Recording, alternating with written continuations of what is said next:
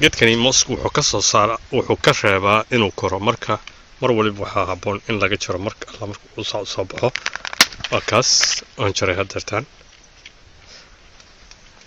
meeshii uu ka go'ay dheecaankaas ayaa ka socda laantani waxay ku koraysaa si dhaqso leh hadduu ilaahay idmo sida kanoo kale fiiri hadda waa laga jaray kanna saasoo kale mala laantaasi geedkan waxaa saaran 1 2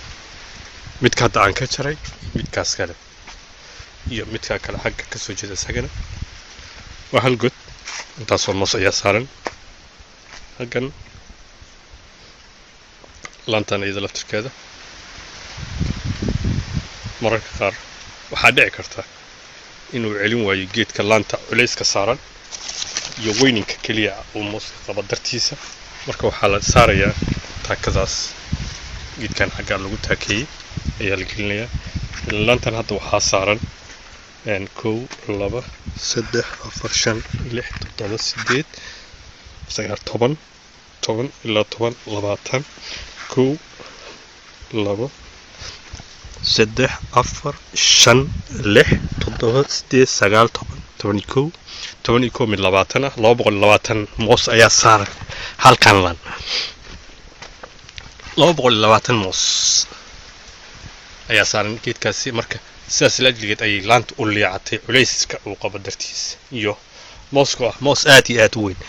fiiri hadda waxaan saarayaa taakadida uu ka dheer yahay mooska caadiga ah tii standardkii loo baahnaa marka kaasi waxay keenaysaa yacni in geedku uu jaleecdo culayska saasoo kale meelo badan ayaad arkaysaa hadda beerta haddii aad sii marto taakooyinkaas ayaa geedaha oo dhan wada saaran kuwana waa sidaan sheegay geedka mar alla markuu soo korayo haddaan laga jarin abadani hore ayay noo soo martay waa tii ka celinaysa korriinka marka waxaa habboon mar walba in la iska jaro taas waa soo go'day iska tuuraynaa halkaasay ku dhacday haatana inteeda aan saarayo marka geedahan dhan saas ay u baahan yihiin in looga jaro mooskan hadda kuwan oo dhan waa laga jaray waxaa dhan kaas waa moos kaas waa kan waa moos kan waa moos waa laga jaray marka geed afar laan ayaa saaran marka kaasi isagana sidaas oo kale fiiri waa layda waa in laga jaraa marka waxyaabahan oo dhan waxay u baahan yihiin shaqo iyo gacan ku hayn marka si xaluulinaynaa gudahan moos u galaynaa markii hore afka ayaan taagnayn gudaha haddaan sii galno waxaa weeye aad iyo aad kayn moos fara badan ayaa ku yaala marka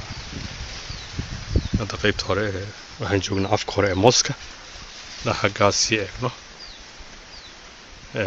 oo meeshaan ka soo galnay ee mooska hore laakiin gudahaas haddaan sii eegno ma arki karno halka uu ku dhammaanayo ilaa aan socono muddo mooyaane